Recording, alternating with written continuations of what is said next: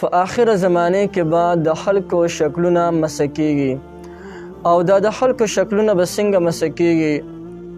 په فتح الباری 10 نمبر جلد کې لیکلي دي، صفحه نمبر 94 نمبر صفحه د فتح الباری کې او 10 نمبر جلد دی. حضرت انس رضی الله تعالی عنہ فرمایي چې رسول الله صلی الله علیه وسلم مبارک یو ځل ارشاد او فرمایلو، په آخر زمانه کې زما په امت کې به څه خلک داسې وي چې الله جل شانه به د هغوی شکلونه مسکي، د هغوی نه به شادوګان او خنزیران جوړ شي. صحابه کرام ورته وایي د الله رسوله، آیا دا کسان چې د دوی نه شادوګان او خنزیران جوړیږي، آیا دا کسان به د توحید او د رسالت اقرار کوي؟ جناب رسول الله صلی الله علیه وسلم مبارک ورته فرمایل، آو دا کسان به مؤمنان وي، د توحید او د رسالت اقرار به هم کوي.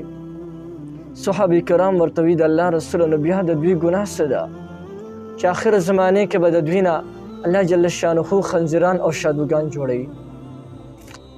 جناب رسول الله صلی الله علیه وسلم مبارک ورته فرمایل، وی دې سره به آلات د موسیقي وي، آلات د موسیقي لکه دا ډول باجا، دغه رنګې دوکړې شولې، ډولکې شولو، رباب شولو، د آلات د موسیقي به دوی سرې وي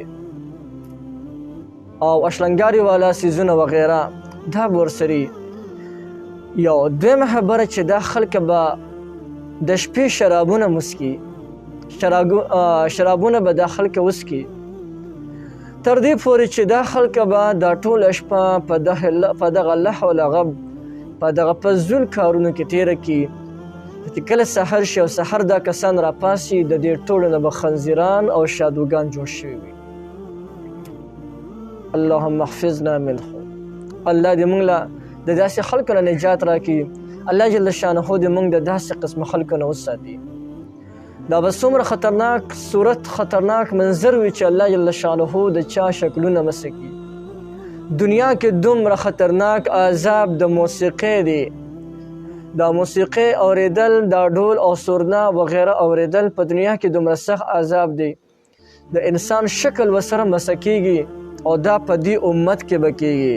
په فتح الباری 10 نمبر جلد صفحه نمبر 94 کې لیکلي دي او په دې امت کې به ذکر کیږي او په دې امت کې دي.